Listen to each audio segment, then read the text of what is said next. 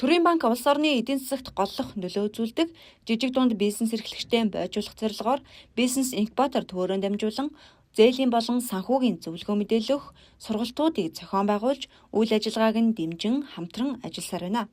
Тэгвэл огтуул алтай өндөгний үйлдвэр төрийн банкны хөнгөлөлттэй зээлд хамрагдаж үйл ажиллагаагаа өргөжүүлэн тэлж амжилттай ажиллаж байна. 2006 онд компани анх байгуулж ирсэн да 70,000 шуутай эхэлж ирсэн бол эдүгээ одоо ингээд 30,000 толгой шуутай 3 заалаар үйл ажиллагаа явуулаад байж байна.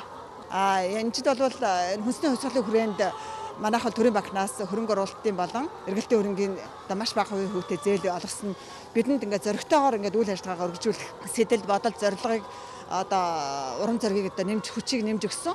Ингэсний улмаас бид энэ байрыг бол яг хуучинд нь ингээд барьчаад энэ заалаа бол барьчаад ашиглалтанд оруулах чадахгүй бүрэн дуусгах чадахгүй олон жил болж ирсэн бол энэ жилийн хүнсний хувьцаалын хүрээнд зээл авснараа энэ байраа дуусгаад өшөө тоног төхөөрөмжөө шинжилээд энэ 14,000 толгой дахиад суулгаад өндөглүүлээд энэ жилийн шинжилээр бол өндөг аримтай сайхан байна. Энд бас харилцагчтай бас сайхан өндгөө хангалттай нийлүүлж чадж байгаадаа бас урамтай байна.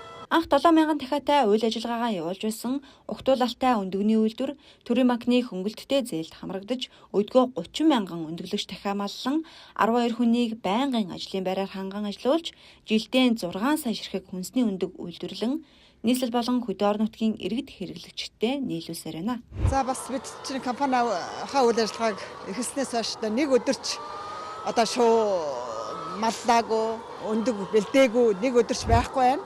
Эдүг 18 жил болсон байна. 18 жилийг 365 хоногоор хөрвүүлээд болсон нэлээд их хоног болох байх. Тус компани нь 2015 онд нийслэлийн тэргүүний перм, 2019 онд улсын аврах пермээр шалгарч байсан бахархам төвхтэй. Өдгөө ажил үсээрээ тэргүүлж харилцагч банкныхаа итгэлийг хүлээн амжилттай ажиллаж 3 том заалтай 30,000 дахиатай болж техник хэрэгслүүдэд шинжилж ажилчдынхаа ачааллыг бууруулж чаджээ. Манайх төрийн банкнаас хөнгөлөлттэй зээл авснараа ийм сайхан өндгөө тамгалаад он сар гарахаас гадна ангилдаг 5 янзын ангилна жин граммаар нь ангилдаг ийм сайхан тамгалагч машинтай болсон. Урд нь бол бас яг хүний үйл ажиллагаатай ингэж тамгалдаг он сар гардаг ч гэсэн тийм жижиг машинтай байсан бол ингээд бүр ингээд дэвшилттэй олон мянган ширхгээр нь цагт энэ чинь 20,000 ширхгээр тамгална.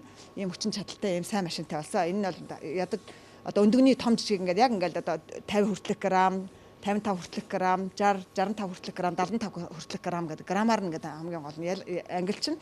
Дээр нь яг энэ хорвогийн цаг хэд зааж яг л тэр цаг тэр он сарыг л заана.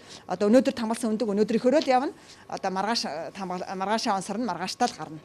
Тэргээр яаж чисэн худлаа он сар тавина гэсэн ойлголт байхгүй. Яг он сар нь тэр өдрөөрөө дарснараа тэр өдрөөр гардаг. Бидний жижиг дунд ийм шууны аж ахуйн давуу тал нь болохоор ерөөсө өндөг өрөнд нөөцлөгддөг үү.